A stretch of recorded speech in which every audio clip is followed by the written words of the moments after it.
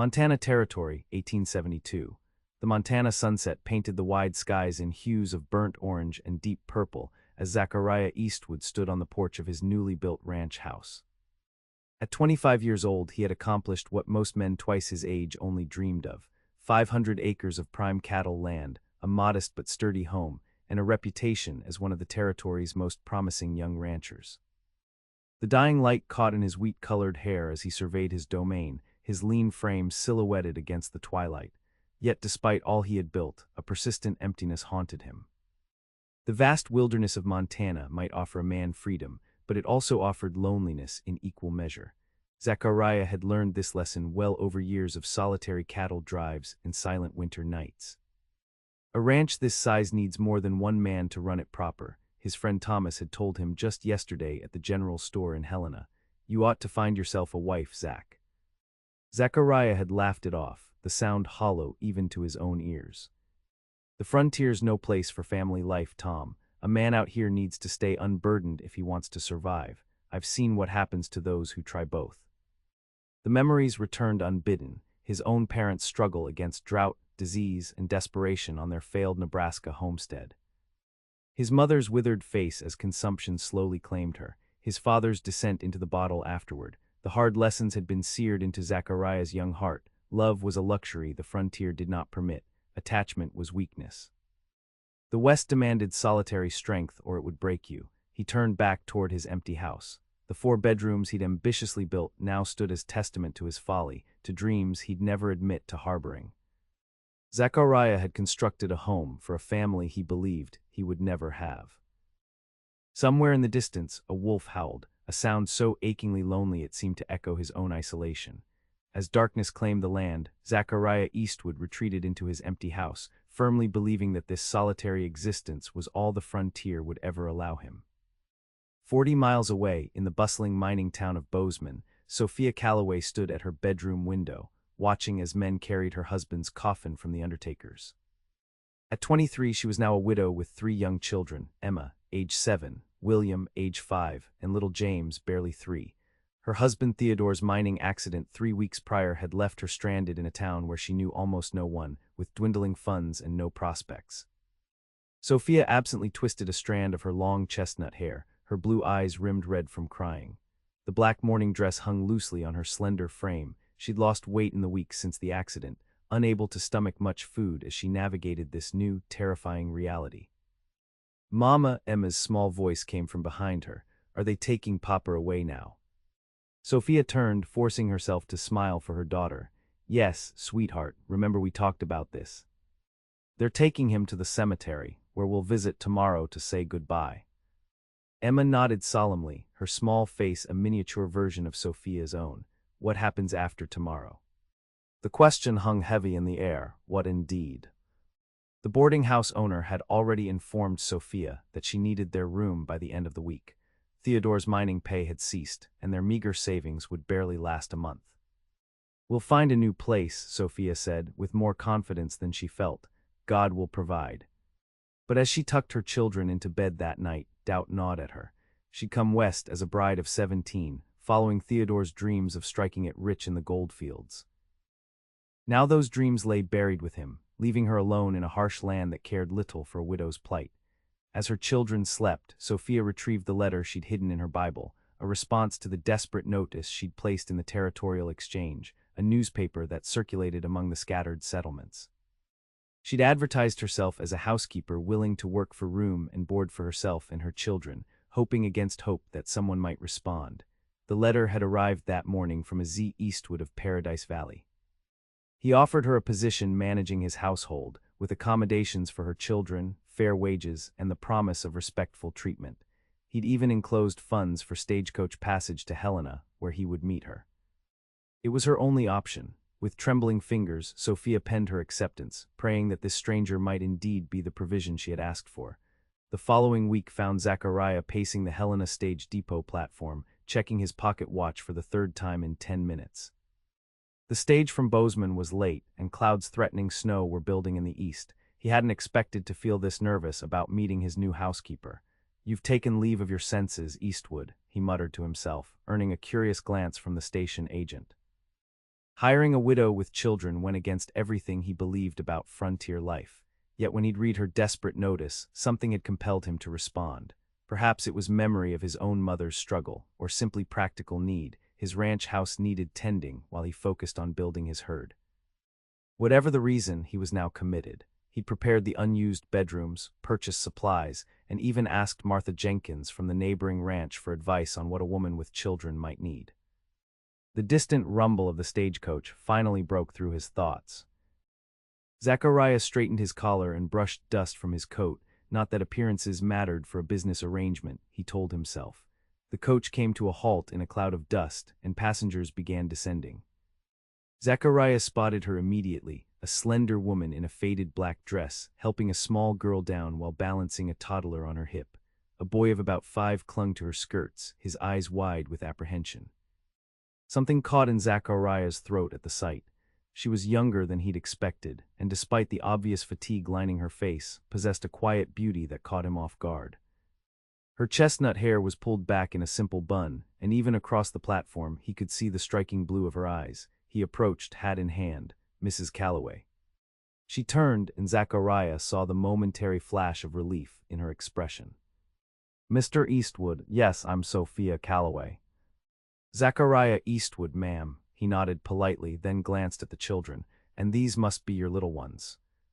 Sophia straightened her shoulders. Yes, Emma, William, and James. Children, this is Mr. Eastwood. He's offered us work and lodging at his ranch. Emma, the oldest, offered a small curtsy that nearly broke Zachariah's heart with its formality. The boy merely stared, while the toddler buried his face in his mother's neck.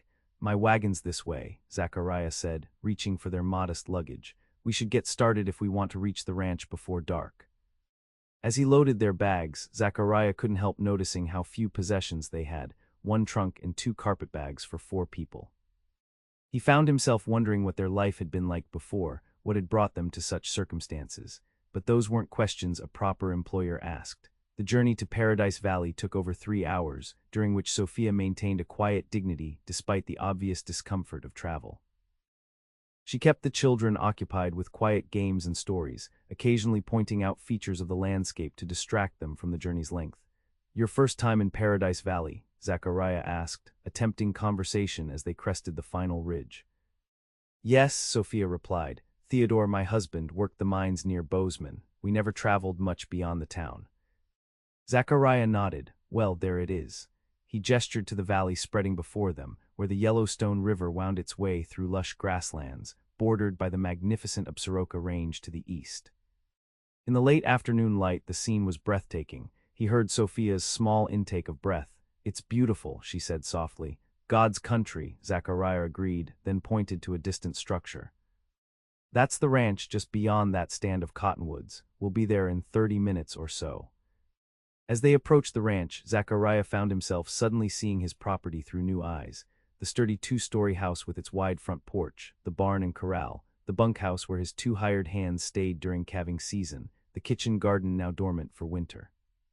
It was a good ranch built with care and planning. For the first time in years, he felt a flicker of pride that wasn't immediately followed by emptiness. He pulled the wagon to a stop before the house just as the first snowflakes began to fall. The children, exhausted from travel, had grown quiet, their eyes wide as they took in their new surroundings. Let's get you all inside before this snow picks up, Zachariah said, jumping down from the wagon. He helped Sophia down, then reached for little James, surprising himself with the gesture. The boy went to him without protest, perhaps too tired to object to a stranger's hands. With the children gathered and the luggage retrieved, Zachariah led them up the porch steps and opened the door to his home. The interior was clean but sparse, functional furniture, few decorations, the hallmarks of a bachelor's residence. Sophia hesitated at the threshold, her expression unreadable as she surveyed what would be her new workplace and home. Zachariah suddenly saw the starkness through her eyes and felt an unexpected surge of self-consciousness. It's not much for looks, he admitted, but it's solid, weathers the winters well. Sophia stepped inside, ushering her older children before her. It's a fine house, Mr. Eastwood. Zachariah set down little James, who immediately reached for his mother's skirts. The family stood huddled together in his front room, looking small and uncertain against the vastness of the Montana frontier that surrounded them. Something shifted in Zachariah's chest, an unfamiliar protective instinct that took him by surprise. These people, these strangers, had journeyed far and placed their trust in him. Their vulnerability in this moment struck him with unexpected force. "I've prepared rooms upstairs," he said, his voice gentler than usual. "The largest for you and the children, though there's another if the boy wants his own space eventually." He saw the flash of gratitude in Sophia's eyes, quickly masked. "That's most considerate, Mr. Eastwood." Zachariah nodded, then gestured to the staircase. "Let me show you up. There's stew keeping warm on the stove for supper. Nothing fancy, but it'll fill empty bellies." As he led them upstairs, little Emma suddenly spoke up, her voice small but clear. "Is this our home now, Mama?" The question hung in the air, loaded with all the uncertainty and hope of their situation. Sophia seemed at a loss for words, caught between truth and comfort for her child. Before she could respond, Zachariah found himself answering. "You're home now," he said simply, surprising himself with the certainty in his voice, "for as long as you need to be." Something flickered across Sophia's face, relief, gratitude, perhaps a hint of wariness, but it was the children's reactions that struck Zachariah most. Emma's small shoulders relaxed visibly. William's grip on his mother's skirt loosened. Even little James looked up with curious eyes rather than fearful ones. In that moment, as snow began falling more heavily outside, Zachariah Eastwood realized he had just made a promise he hadn't intended. Yet somehow, despite everything he believed about the frontier and attachment, he found he didn't regret it. The first weeks established a routine. Sophia proved herself capable and industrious, transforming the functional ranch house into something that increasingly resembled a home. Curtains appeared at windows that had never known them. The kitchen began producing meals that made Zachariah's two part-time ranch hands, Pete and Marcus, invent excuses to be nearby at supper time, and the hollow echo of empty rooms gradually filled with the sounds of life. Zachariah maintained what he considered a proper distance. He was cordial at meals, answered questions about the ranch operations when asked, and made sure Sophia had everything she needed to run the household. But he spent most daylight hours working with his cattle, repairing fences, or handling business in Helena, often returning only after the children were abed. This distance was deliberate. Having the Calloways under his roof was already more involvement than he'd planned for his life. The walls he'd built around himself since his parents' tragic end were necessary, he believed, for survival in the unforgiving West. Yet despite his efforts, those walls began developing hairline cracks. It started with Emma. The 7-year-old shadowed Zachariah whenever he was performing chores near the house, asking endless questions about ranch life with the persistence only a curious child can muster. "Why do you check the cow's feet?" she asked one crisp November morning as Zachariah examined a heifer for signs of foot rot. "To make sure they're healthy," he replied, not looking up from his work. "Cattle with sore feet don't move well, don't graze well, don't grow well." "Like people," Emma observed solemnly. "When my feet hurt in my old shoes, I didn't want to do anything either." Zachariah glanced up, caught off guard by the comparison and the casual revelation of past hardship. That's right, Emma, exactly like people." She beamed at his approval, and something squeezed in Zachariah's chest. Later that day, he rode to Helena and returned with a small package that he awkwardly presented to Sophia that evening. "What's this?" she asked, surprised. "Just some things I thought might be useful," he mumbled, suddenly self-conscious. Inside the package were 3 pairs of children's shoes, sturdy, new boots for winter. Sophia's eyes widened, then filled with tears she quickly blinked away. "Mr. Eastwood, this is too generous. I haven't yet earned enough." "Consider it a necessary ranch expense," he interrupted gruffly. "Can't have the children getting sick when winter sets in proper. Bad for productivity." The gratitude in her eyes told him she saw through his practical excuse, but she simply nodded. "Thank you. They'll be put to good use." That night Zachariah lay awake longer than usual, troubled by his own actions. Practical necessities were one thing, but the warmth he'd felt at Emma's delight and Sophia's gratitude was something else entirely. Attachment was a luxury a frontier rancher couldn't afford. Hadn't he learned that lesson painfully enough? Yet the next morning he found himself lingering at breakfast, listening to William's excited chatter about a rabbit he'd spotted near the barn, watching the way Sophia's hands moved efficiently as she prepared food. noticing the smile that occasionally lit her face when one of the children said something amusing. By December, the mountains wore heavy caps of snow, and the valley temperatures dropped well below freezing. The cattle required constant attention to ensure they had access to feed and unfrozen water. Zachariah worked from before dawn until after dusk, often returning to the house exhausted and half-frozen. On one such evening, he stumbled in past midnight after tending to a heifer struggling with her first calf, his fingers numb despite his gloves, his face raw from the wind. The house was dark and quiet, as he expected, but as he removed his boots by the door, he noticed something unexpected. His slippers had been set by the stove, warmed for his arrival, and a covered plate sat on the kitchen table. Beneath the cloth was a hearty portion of beef stew, somehow still warm, and fresh bread. Beside it lay a note in neat, feminine handwriting. "Thought you might need this after such a long day." Leslie. Zachariah stared at the food, then at the note, an unfamiliar tightness in his throat. How long had it been since anyone had thought about his comfort, had anticipated his needs? The simple kindness struck him with unexpected force. He ate slowly, savoring not just the food but the feeling behind it, the knowledge that someone had been thinking of him.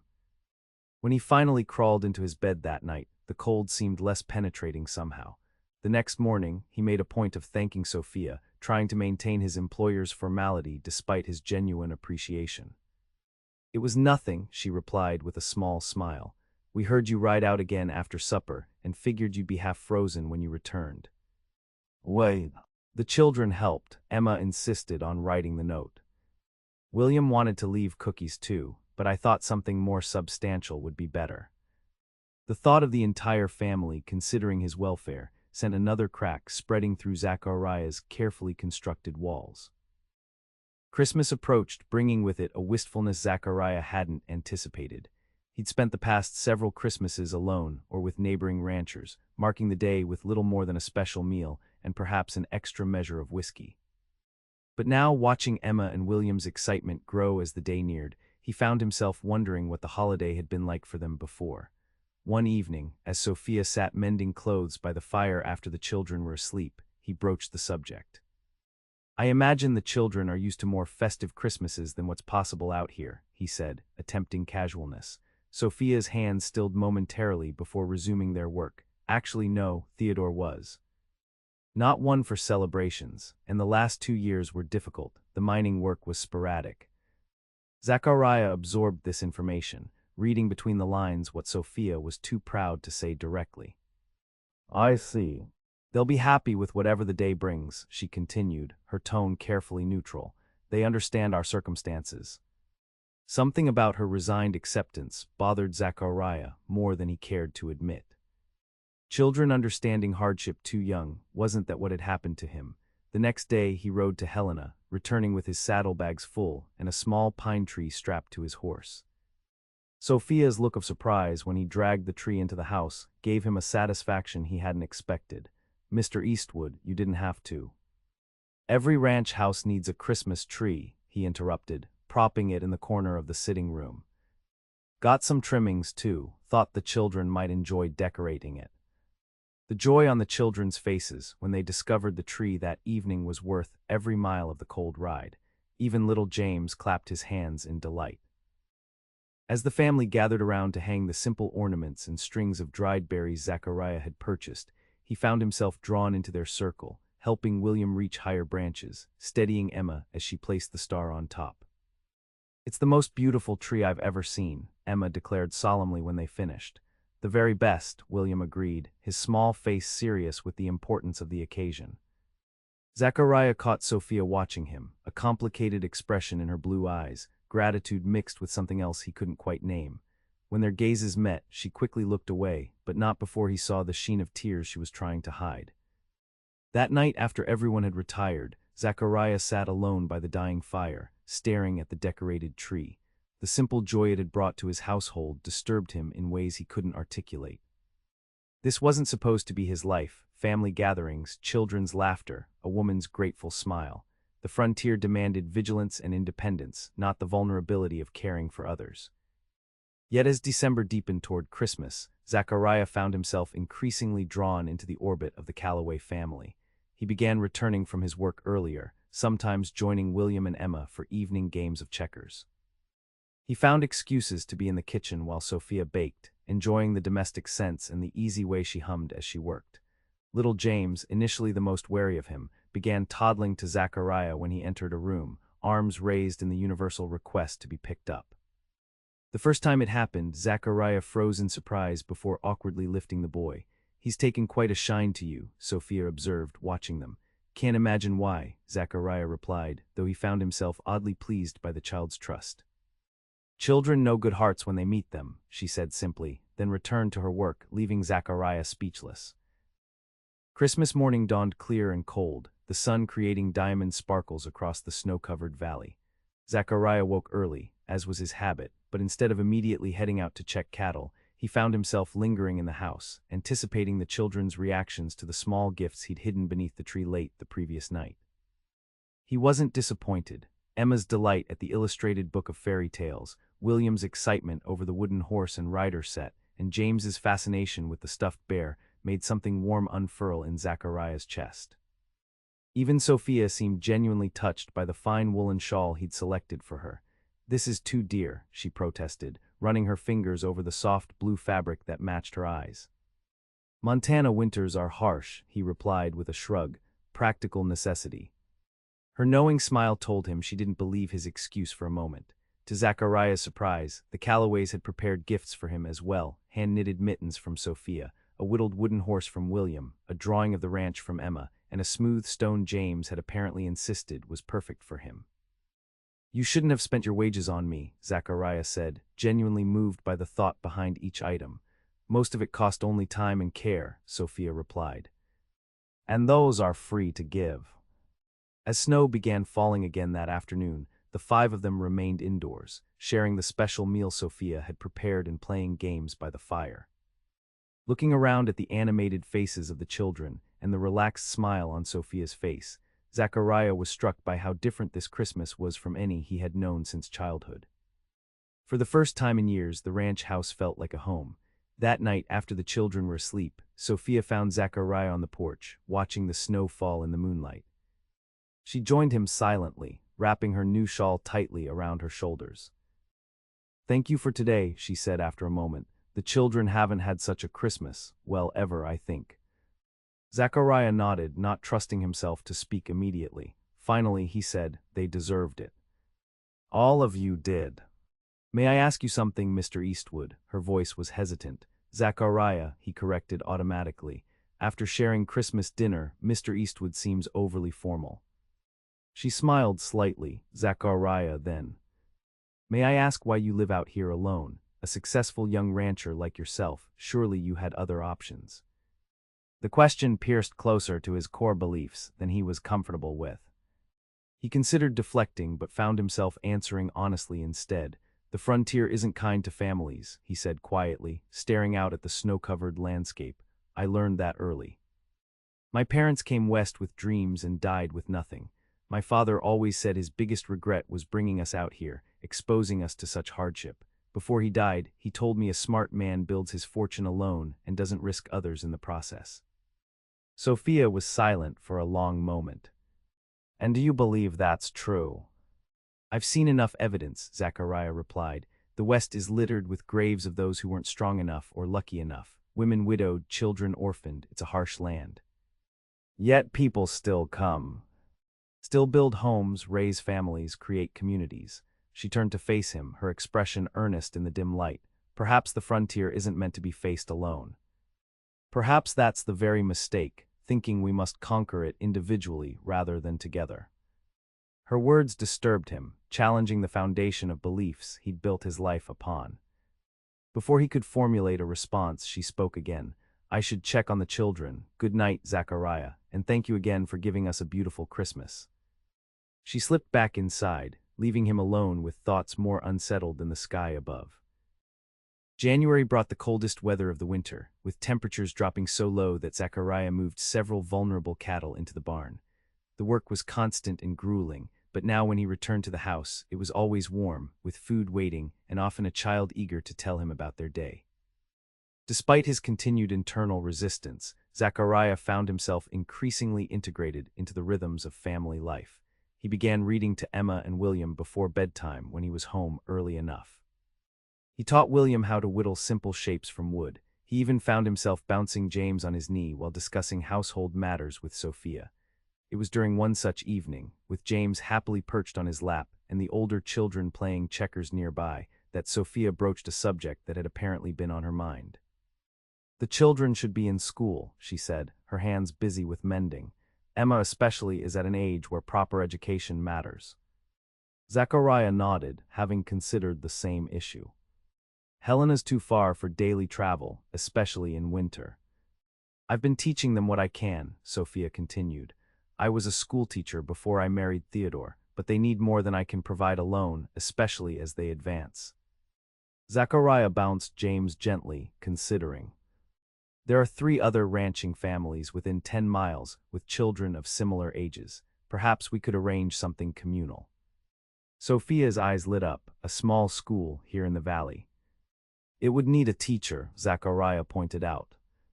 "I could teach them," she replied immediately. If that would be acceptable to you. It wouldn't interfere with my household duties. We could use one of the outbuildings, perhaps the small storage room attached to the bunkhouse." It could be converted. Zachariah studied her animated expression, realizing he'd never seen her this passionate about anything before. "You miss teaching." She hesitated, then nodded. "I do, it was my calling before." She trailed off, but Zachariah could fill in the blanks. Before marriage, before children, before being widowed and forced into dependence. "I think it's an excellent idea," he said decisively. "I'll speak to the Jenkinses, the Robertsons, and the Millers. Between us, there must be 8 or 9 school-aged children, enough to justify the effort." Sophia's smile was radiant.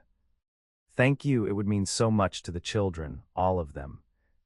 As January gave way to February, the small school took shape. The storage room was cleaned, insulated, furnished with simple desks Zachariah built himself, and stocked with books ordered from Helena. The neighboring families responded enthusiastically to the proposal, especially when they learned of Sophia's teaching background. By mid-February, 7 children gathered 3 days a week for lessons, with Sophia presiding. Zachariah often found excuses to pass by the converted schoolroom, pausing to listen to Sophia's clear voice explaining arithmetic or geography, or the children's voices raised in recitation. The sight of her in her element, confident, engaging, bringing knowledge to eager young minds, stirred something in him he'd long thought dormant. She seemed transformed, her natural grace and intelligence shining through the weariness that had marked her when she first arrived. One evening, after the visiting children had gone home, and the Calloway children were occupied with their new school friends, Zachariah sought out Sophia as she organized materials for the next day's lessons. "You're a gifted teacher," he said, leaning against the doorframe. "Those children are fortunate." Sophia looked up, a slight flush coloring her cheeks at his praise. "Thank you. It feels good to be doing this work again. Teaching was always more than an occupation for me. It was a purpose." "How did you come to give it up?" The question slipped out before he could consider its propriety. Sophia's expression grew more reserved. "When I married Theodore, the school board informed me that married women weren't permitted to teach. It was considered inappropriate, the assumption being that a woman's attention should be solely on her household." She straightened some papers with unnecessary precision. Theodore agreed with their position. Zachariah frowned. "That seems a waste of obvious talent." "It was the expected path," she said simply, "and then the children came and we moved west for the mining opportunities and," she shrugged. "Life takes unexpected turns." "Indeed it does," Zachariah agreed, thinking of how his own carefully planned solitary existence had been upended by her arrival. An awkward silence fell between them, filled with unspoken thoughts. "I should check on supper," Sophia finally said, gathering her materials. As she moved to pass him in the doorway, their proximity suddenly struck Zachariah with unexpected force. The faint lavender scent she wore, the wisps of chestnut hair that had escaped her practical bun, the graceful movement of her hands, all registered with a clarity that left him momentarily speechless. "Zachariah," she questioned, noticing his sudden stillness. "Yes, excuse me," he stammered, stepping back abruptly. "I should see to the evening chores." He retreated hastily, unsettled by his reaction. This was precisely the complication he'd spent years avoiding, the dangerous territory of attachment, of seeing a woman as more than a practical arrangement. The wilderness of emotion was far more treacherous than any physical frontier, with consequences potentially more devastating. That night, alone in his room, Zachariah confronted the truth he'd been evading. Sophia Calloway had become more than an employee to him. Her presence, her strength in adversity, her tenderness with her children, her intelligence, all had breached the careful defenses he'd constructed, and it wasn't just Sophia. The children had worked their way into his heart as well. Emma's serious questions about ranch operations and her delight in learning to ride the gentle mare he'd selected for her. William's determination to help with chores despite his small size. Even little James's habit of falling asleep against Zachariah's chest during evening reading time. They were becoming a family, his family, and the realization terrified him. The next morning, Zachariah announced he needed to make an extended trip to Helena for business, and perhaps on to Bozeman. "I'll be gone a week, perhaps longer," he told Sophia over breakfast, avoiding her eyes. "Pete and Marcus will see to the cattle and be available if you need anything." Disappointment flickered across Sophia's face before she composed herself. "Of course. Is there anything specific you need me to attend to during your absence?" "No, just continue as you have been." He stood abruptly, unable to bear the confusion in Emma's eyes or the way William's shoulders slumped at the news of his extended departure. "I should get started if I want to make Helena by nightfall." He fled to the barn, angry at himself for the cowardice of his retreat, but convinced it was necessary. Distance would help him regain perspective, remember why attachment was dangerous in this unforgiving land. But as he saddled his horse, the barn door creaked open behind him. He turned to find Emma standing there, her small face solemn. "Are you leaving because of us, Mr. Eastwood?" The direct question, delivered with a child's unerring perception, struck him like a physical blow. "No, Emma, of course not. It's just business that needs tending." She studied him with eyes too knowing for her 7 years. "Mama says you're the kindest man she's ever known. She cried last night because she's afraid we're a burden to you."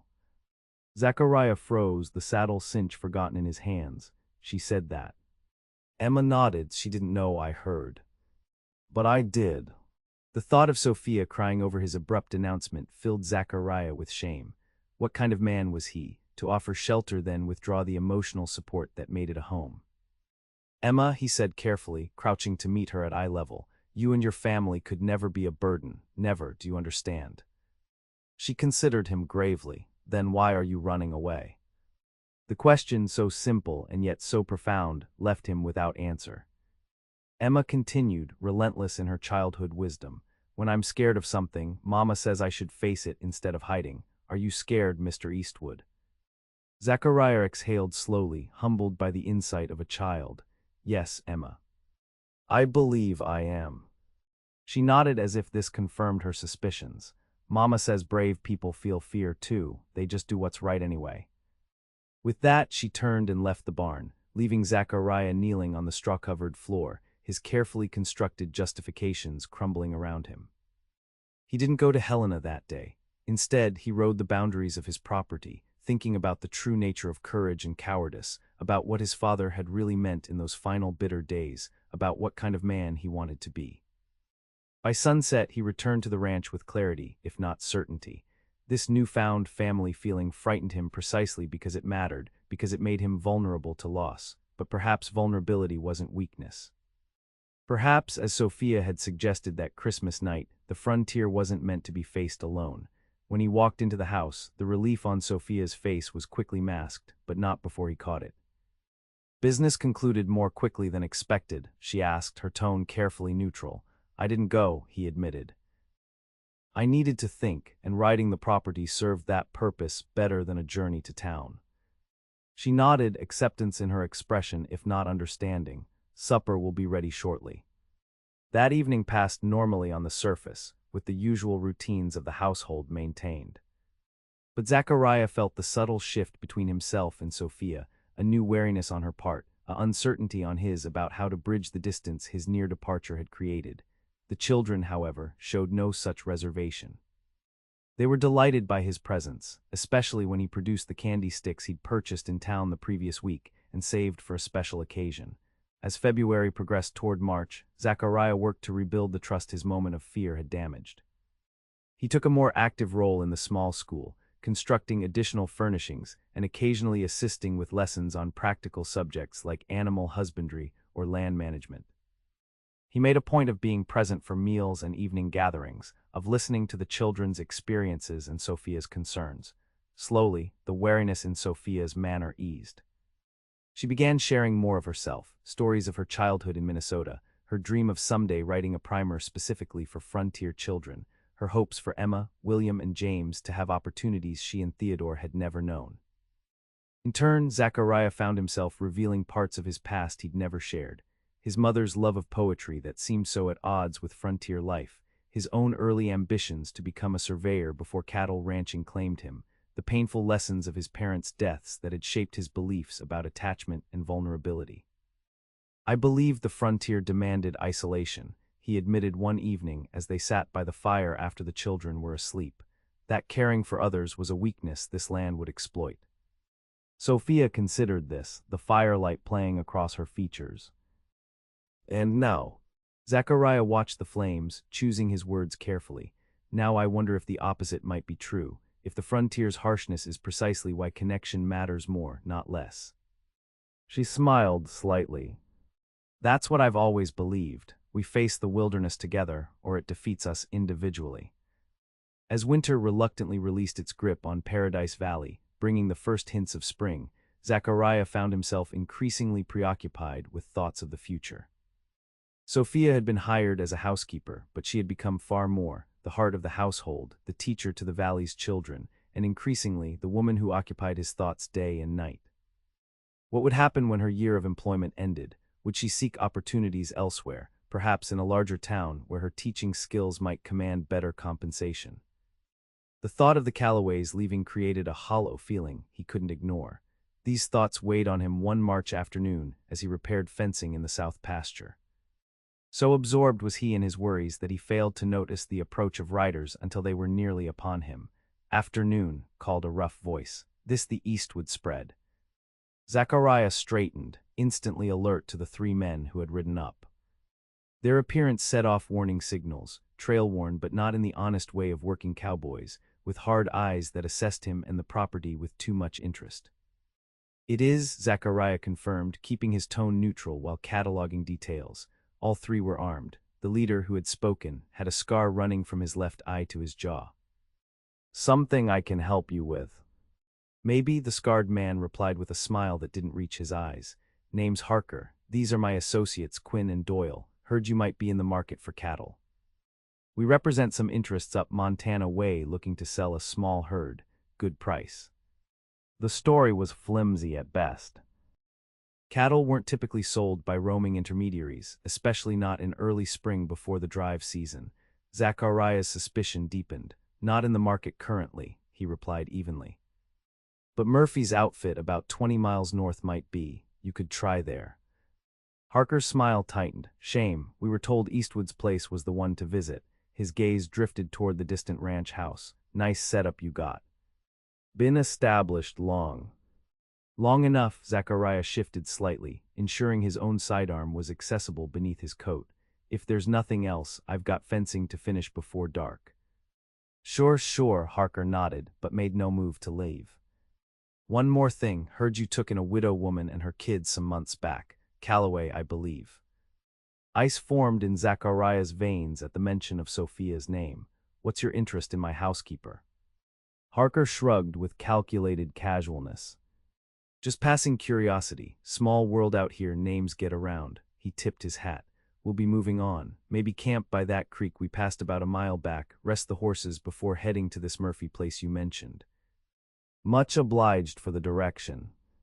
As the three riders departed, Zachariah stood motionless, instinct screaming that something was very wrong. These men weren't cattle sellers, that much was obvious. But their specific interest in Sophia suggested something far more troubling. He finished the essential fencing quickly, then rode for home, pushing his horse harder than was strictly necessary. Relief washed over him when the ranch house came into view, smoke rising peacefully from the chimney, no sign of disturbance. Sophia was in the kitchen when he entered, preparing the evening meal while James played with wooden blocks on the floor nearby. She looked up in surprise at his abrupt entrance. "Zachariah, is something wrong? You're back early." He forced himself to appear calmer than he felt. "Where are Emma and William?" At the Jenkinses' place for the afternoon. Martha invited the children to help with the new lambs. They should be home before supper. Her oldest boy promised to bring them back. Concern creased her brow. Has something happened? Zachariah debated how much to share, not wanting to alarm her unnecessarily. Had some unusual visitors today, claiming to be cattle sellers but asking questions about you specifically. The color drained from Sophia's face. She set down the knife she'd been using and instinctively moved to gather James in her arms. "What sort of questions?" "Just confirming your presence here, nothing detailed." He stepped closer. "Sophia, is there anyone who might be looking for you? Anyone from your past who might have reason to track you down?" She shook her head, clutching James tighter. "No, no one. Theodore had no family to speak of. My own parents are long deceased. We lived quietly in Bozeman." Zachariah frowned, unconvinced. Her reaction seemed too strong for mere surprise. "Sophia," he said gently, "if there's something I should know, something that might help me protect you and the children, now is the time to tell me." She closed her eyes briefly, then met his gaze with renewed resolve. There was a man in Bozeman, Harlan Jackson. He owned the largest saloon in town and several other establishments. Theodore owed him money, gambling debts, substantial ones. Zachariah nodded, beginning to understand. "And after Theodore died?" "Jackson came to see me at the boarding house, said the debt transferred to me." Her voice grew strained. "When I told him I had nothing to give him, he suggested alternative arrangements for payment. Said a pretty widow could work off her husband's debts in his establishments." Rage surged through Zachariah at the implication. "And that's when you placed the advertisement seeking employment."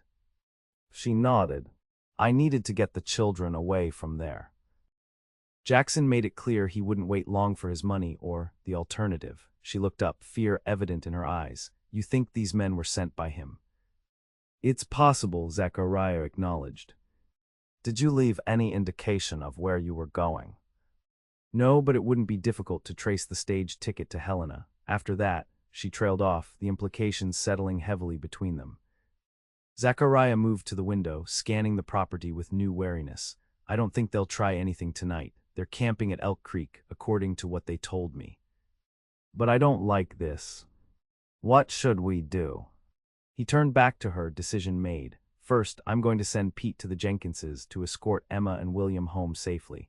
Then we're going to make sure this house is secure for the night. Tomorrow, I'll ride into Helena to speak with Marshal Collins about our visitors." Sophia nodded, her practical nature reasserting itself despite her fear. "I'll pack food for your journey." "No," Zachariah said firmly. "I'm not leaving you and the children alone, not even for a day. Pete can make the ride to Helena with a message for the marshal. It might take longer, but it's safer." Relief flickered across her face at his words. "Thank you. We've put you in danger, and I'm sorry for that." Zachariah crossed the kitchen to stand before her, close enough to see the flecks of darker blue in her eyes. "You have nothing to apologize for. This is your home now, and I protect what's mine." The possessive declaration surprised them both. Sophia's lips parted slightly, but before she could respond, the sound of horses approaching drew their attention. "That will be Emma and William with the Jenkins boy," Sophia said, moving toward the door. Zachariah placed a restraining hand on her arm. "Let me check first." He moved to the window, tension easing when he recognized young Samuel Jenkins on his pinto. Emma riding double behind him and William on the gentle pony Zachariah had been teaching him to ride. The evening passed with forced normalcy. Zachariah spoke privately with Pete and Marcus, alerting them to the potential threat and arranging for Pete to leave for Helena at first light. Marcus would remain to help secure the ranch, taking the first watch while Zachariah caught a few hours' sleep before relieving him. The children, mercifully, noticed nothing amiss, chattering excitedly about the newborn lambs they'd seen and the tasks Martha Jenkins had entrusted to them. "She said I was the best helper she'd ever had," Emma declared proudly as Sophia tucked her into bed. "I'm certain you were," Sophia agreed, smoothing her daughter's dark hair from her forehead. Zachariah, standing in the doorway, watched the tender scene with a mixture of emotions. In the months since the Calloways had arrived, this modest ranch house had transformed from a mere shelter to a true home filled with the kind of love and belonging he'd convinced himself the frontier couldn't sustain. Now that home was threatened, and the fierce protectiveness he felt surprised him with its intensity. These people, this family that had somehow become his despite all his resistance, would be defended at any cost. After the children were asleep, Zachariah and Sophia sat at the kitchen table, speaking in low voices about their options. "If these men are indeed connected to Jackson, what do you think they intend?" Zachariah asked. Sophia's hands trembled slightly as she gripped her cup of tea. "Best case, to discover if I'm here, then report back to Jackson so he can make demands. Worst case." She couldn't finish the thought. "They won't touch you," Zachariah stated with quiet certainty. "Or the children, I give you my word." She met his gaze, vulnerability and strength mingled in her expression. "Why have you done all this, Zachariah? Taken us in, protected us, given us so much more than the employment agreement required?" The question hung between them, demanding a truth he'd been avoiding acknowledging even to himself. In the face of danger, however, evasion seemed suddenly pointless, because somewhere along the way you ceased to be my employee, Sophia. You and the children became essential. He struggled to find adequate words. "The thought of you leaving, of this house empty of your presence, it's unimaginable now." Tears gathered in her eyes, but she didn't look away. "And the thought of bringing danger to your door is unbearable to me. Perhaps it would be better if we left, went somewhere Jackson couldn't find us." "No," Zachariah said firmly, reaching across the table to take her hands in his. "Running isn't the answer. This is your home." "Our home," he squeezed her fingers gently. "Besides, there are laws against the kind of threats Jackson made. Marshal Collins is a good man. He'll help us resolve this properly." Sophia didn't pull her hands away. "You make me believe in possibilities I'd thought were lost forever." The tenderness in her voice, the warmth of her hands in his, Zachariah felt something shift between them, a barrier dissolving. He leaned forward slightly, drawn by an irresistible force. A sharp knock at the door shattered the moment. Zachariah was on his feet instantly, hand moving to the revolver at his hip. "Stay here," he instructed Sophia, who had gone pale, "and be ready to get the children if needed." Heart pounding, he moved silently to the door. "Who's there?" he called, positioned to the side rather than directly in front of the potential line of fire. "Marcus, boss," came the reply. "Got something you should see." Zachariah unbolted the door cautiously, relief washing through him at the sight of his ranch hand's familiar face, but Marcus's expression was grim. "Spotted a campfire down by Elk Creek," he reported. "Rode close enough to overhear some talk. Those men aren't alone, 2 more joined them after dark. They're planning something for tomorrow. Heard them mention the widow and collection." Cold determination replaced Zachariah's initial fear. "Did they spot you?" Marcus shook his head. "Don't think so, I was careful." "Good," Zachariah thought quickly. "Change of plans. You'll ride for Helena tonight, not tomorrow. The darkness will cover your departure. Tell Marshal Collins we need immediate assistance. Armed men with criminal intent on my property." "Yes, sir," Marcus hesitated. "What about you and the family?" "I'll keep watch tonight. At first light, I'll move everyone to the root cellar if the marshal hasn't arrived. It's defensible, with only one entrance." Zachariah glanced back toward the kitchen where Sophia waited. "We'll be all right." After Marcus departed, Zachariah returned to Sophia, who had clearly overheard enough to understand the situation had worsened. "How many?" she asked, her voice remarkably steady. "5 that we know of." He didn't soften the reality. "Marcus has gone for the marshal. Until help arrives, we'll need to be vigilant." Sophia nodded, her practical nature asserting itself. "I should check on the children, make sure they're sleeping soundly. If we need to move them quickly, better they're well rested." Zachariah watched her climb the stairs, admiring her composure in the face of danger. When she returned, he had prepared coffee and laid his rifle on the table alongside extra ammunition. "They're all sleeping peacefully," she reported, accepting the cup he offered. "Thank you for this, for everything." "Don't thank me yet," he replied grimly. "We're not through this." Sophia studied him across the table. "You know, when I first came here, I thought you were so certain of everything. So self-contained and confident. It wasn't until later I realized you were just as afraid as I was, just of different things." The observation was so accurate it momentarily took Zachariah aback. What gave me away? The way you watched the children when you thought no one was looking, like they were something precious but dangerous. She smiled faintly. I recognized it because I've felt that way myself, loving someone so much it terrifies you. The simple truth of her words resonated deeply. I spent years convinced that caring for others was a weakness the frontier would exploit, he admitted. And now that I've allowed myself to care. Danger has found us anyway, Sophia finished for him, but not because of your caring. In fact, your caring may be what saves us. They fell silent, the ticking of the mantel clock, an occasional pop from the fireplace, the only sounds in the room. Outside, the night was clear and cold, stars brilliant above the snow-covered valley. You should try to rest, Zachariah suggested after a while. I'll keep watch. Sophia shook her head. I couldn't sleep knowing what's coming. I'll stay with you, she hesitated. Zachariah, if something happens to me tomorrow. It won't, he interrupted fiercely. But if it does, she persisted, promise me you'll look after the children. They've come to love you as, she paused, searching for the right word, as family. Zachariah reached across the table to take her hand. Nothing will happen to you, but yes, I promise. The children will always have a home with me, no matter what. Her fingers tightened around his, and if we survive this, what then? The question hung between them, laden with implications and possibilities neither had dared voice before. Zachariah looked into her eyes, seeing the courage there, the willingness to face not just danger but the uncertain future beyond it. If we survive this, he said softly, I hope you'll consider making your position here permanent. As your housekeeper, Sophia asked, a hint of challenge in her tone. No, Zachariah replied, his voice low and earnest. As my wife. The word once spoken seemed to fill the room. Sophia's eyes widened, her lips parting in surprise. That is, Zachariah continued hastily, if you could ever consider such an arrangement. I know it's not what you came here for, and perhaps your heart isn't ready for. Yes, Sophia interrupted, her voice clear and certain. If we survive this, yes. Joy surged through Zachariah, so powerful it momentarily displaced even his concern about the danger they faced. He raised her hand to his lips, pressing a gentle kiss to her knuckles. Then we have even more reason to ensure we do survive. The remainder of the night passed in vigilant waiting.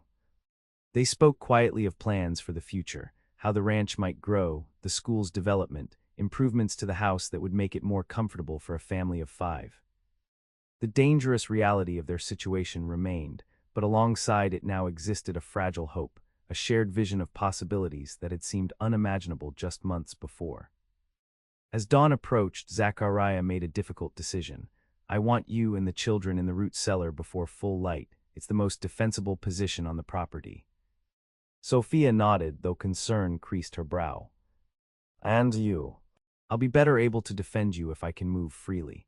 He saw her about to protest and added, I won't take unnecessary risks, but I need to know you and the children are secured while I deal with these men.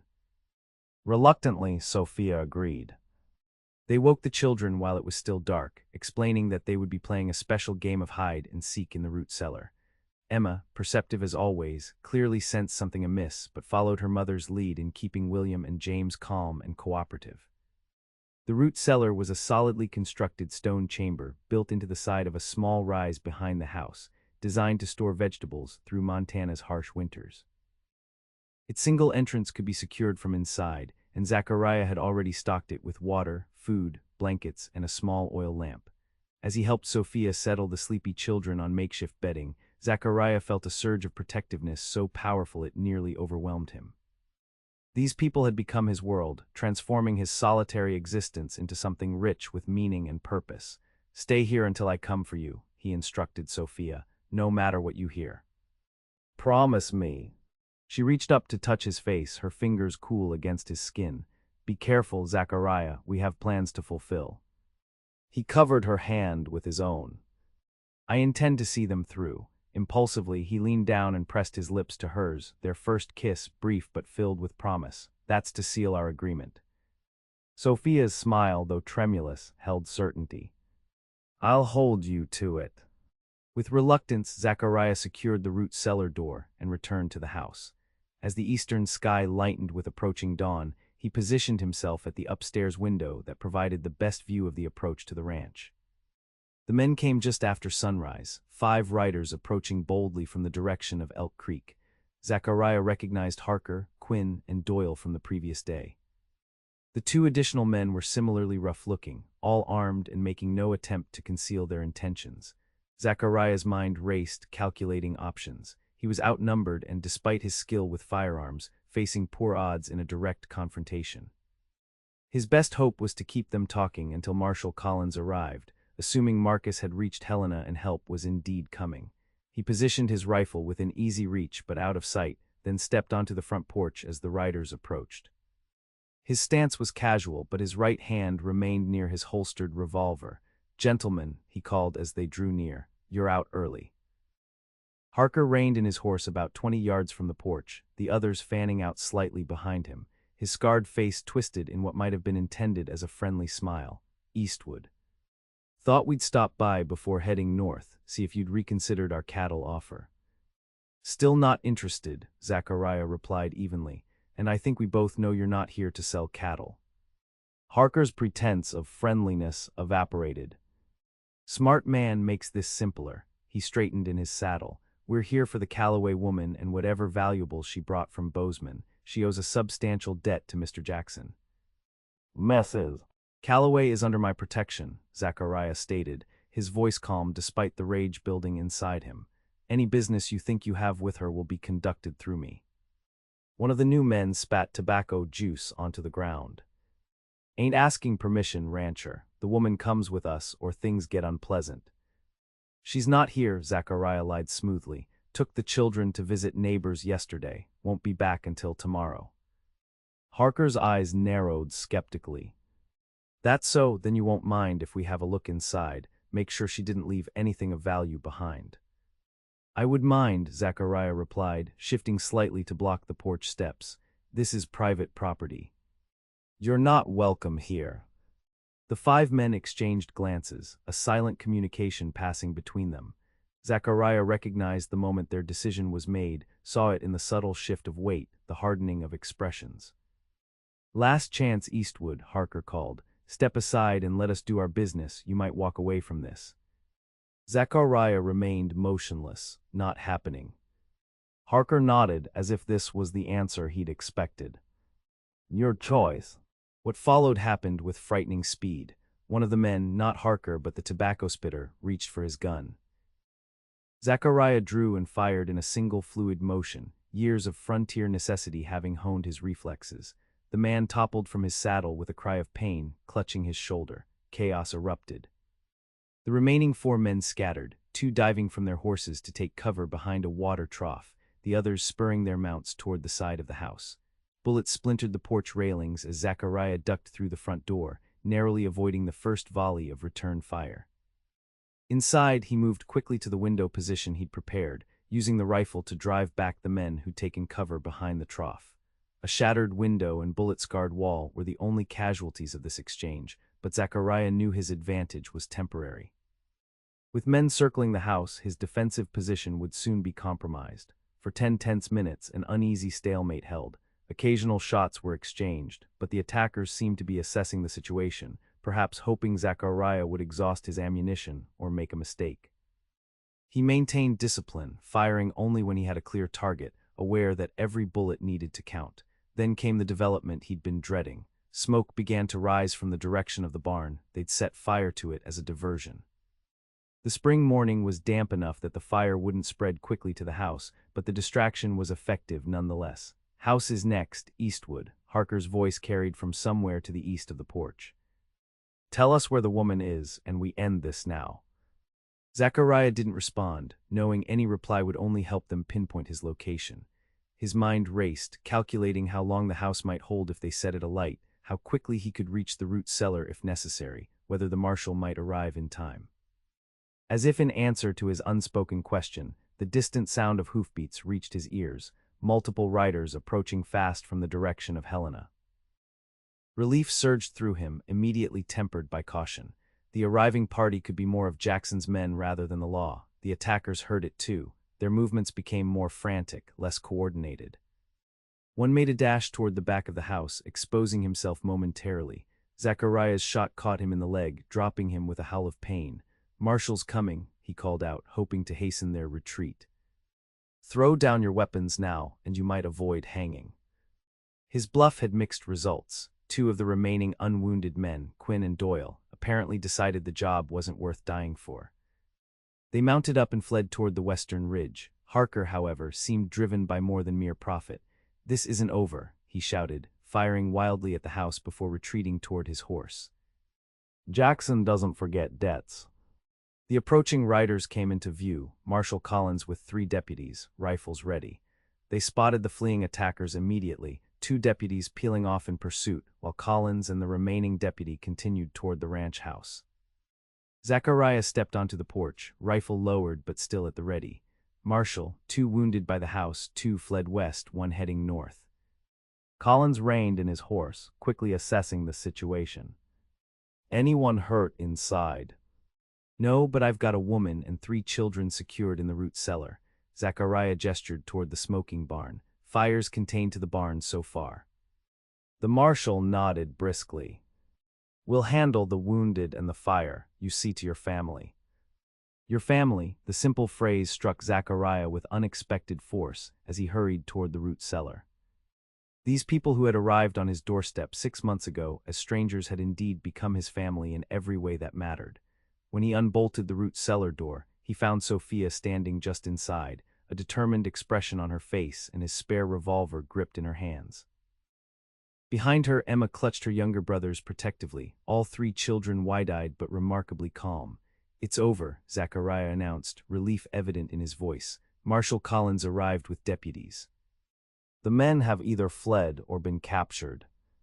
Sophia's composure cracked then, the revolver lowering as she exhaled a shaky breath. "Thank God." "Is the bad game done now?" William asked hopefully. Despite the tension of the morning, Zachariah found himself laughing. "Yes, the bad game is done, and you were all very brave players." He helped them from the root cellar, Sophia emerging into the spring sunlight with quiet dignity, though he noted how her hands trembled slightly as she smoothed her skirt. Without thinking, he slipped an arm around her waist in support, feeling her lean into him with grateful acceptance of the gesture. The next hours passed in a blur of activity. The wounded men were treated, then secured for transport to Helena. The barn fire was extinguished before it could spread to nearby structures, though the building itself was largely lost. Marshal Collins took statements from both Zachariah and Sophia, his expression grim as she explained Jackson's threats and demands. "This Jackson character has been causing trouble across 3 territories," Collins informed them. "These men are just hired muscle, but their testimony might finally give us what we need to bring charges against him. He's powerful in Bozeman, but not above territorial law." "Will Mrs. Calloway need to testify?" Zachariah asked, concerned about dragging Sophia back into Jackson's orbit. "Eventually, perhaps," the marshal conceded, "but not immediately." "I'll send word when and if it becomes necessary." He tipped his hat to Sophia. "In the meantime, ma'am, I suggest you stay right where you are. Seems to me you've found yourself a capable protector." By late afternoon, the marshal and his deputies had departed with their prisoners, leaving the ranch in remarkable calm considering the morning's violence. The children, resilient as only the young can be, were already turning the day's events into an adventure story, with William casting himself as the hero who had protected his siblings in the cave. Zachariah found Sophia alone on the porch as sunset approached, watching Emma show her brothers how to make paper boats to sail in puddles left by recent rain.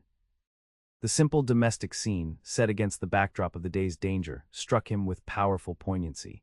"You're remarkably calm for someone who faced such danger today," he observed, joining her at the railing. Sophia smiled faintly. "Not my first brush with adversity, probably not my last." She turned to face him fully, "though I admit it's easier to face when not alone." "You'll never be alone again," Zachariah promised, taking her hands in his. "Unless you choose to be." Her blue eyes searched his face. "Did you mean what you said last night, about making my position permanent?" "Every word," he confirmed. though I should warn you that marriage to a stubborn rancher with unorthodox ideas about frontier life might present its own challenges." Sophia's smile deepened. "I believe I've already encountered many of those challenges and found them not insurmountable." Zachariah laughed softly. "Is that a yes, then?" "It is," she replied without hesitation, "for myself and my children. We accept your offer of a permanent position in this home and in your life."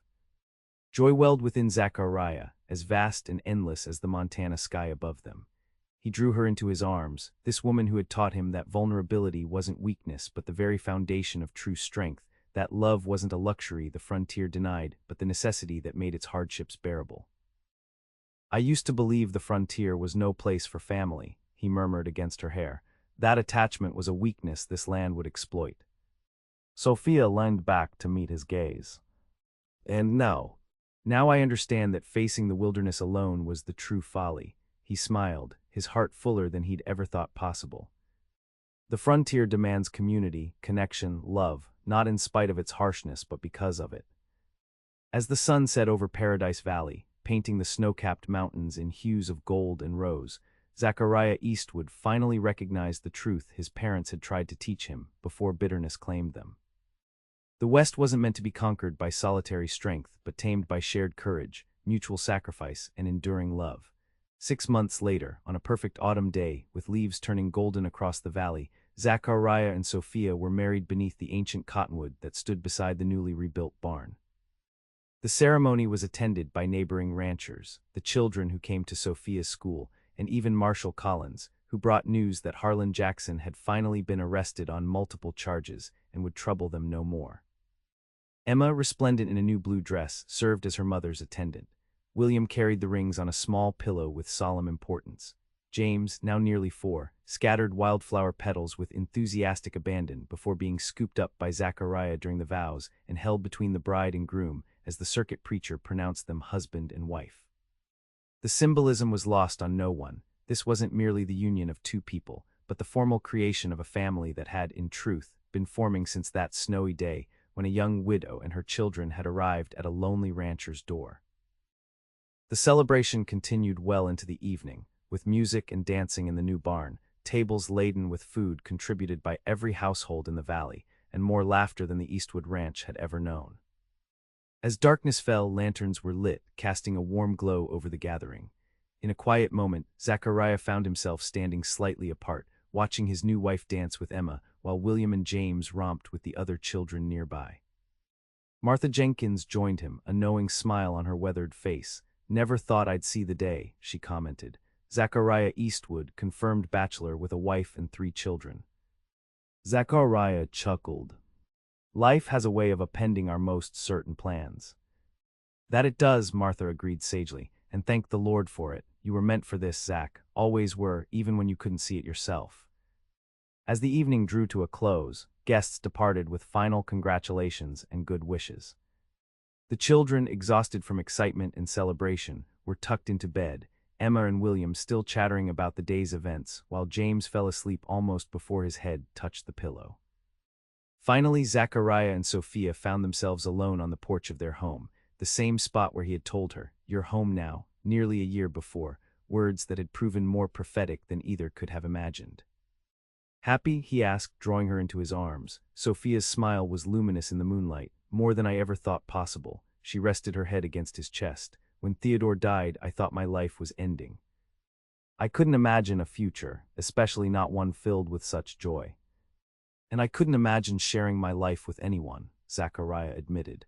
"The very idea terrified me more than any physical danger ever could." "We were both wrong," Sophia murmured. "Gloriously, wonderfully wrong." Zachariah gazed out at the peaceful valley, at the land he'd once believed demanded his solitude as the price for survival. How different it looked now, not as a harsh wilderness to be endured alone, but as the nurturing foundation for the family they'd built together. "Do you know what I think?" he said softly, pressing a kiss to her temple. "I think perhaps the frontier doesn't break people at all. It simply reveals who we truly are and what matters most." Sophia looked up at him, love shining in her eyes. "And what matters most to Zachariah Eastwood?" He smiled, the answer as clear and certain as the Montana sky. Family, home, love, the very things I once believed the frontier denied. He drew her closer. Thank you for teaching me otherwise. Inside the house that had transformed from a lonely shelter to a true home, 3 children slept peacefully. Outside, stars wheeled above the vast Montana landscape that had brought 2 wounded souls together, challenging their beliefs about what the frontier demanded and what it permitted. And on the porch, wrapped in each other's arms, Zachariah and Sophia Eastwood embraced their shared future, a future built not despite the frontier's challenges but because of them, forged in adversity and sustained by the love that had proved stronger than either had dared to hope. For in the end they had discovered together what neither could learn alone, that even in the wildest places, perhaps especially there, the human heart's greatest strength lies not in isolation, but in connection, not in independence but in belonging, not in resistance to vulnerability, but in the courage to embrace it fully. And that, after all, was the frontier's most valuable lesson, one written not in history books or territorial records, but in the lives of those who found in its vastness not emptiness, but possibility. Not hardship alone, but joy, not mere survival, but a life worth living together.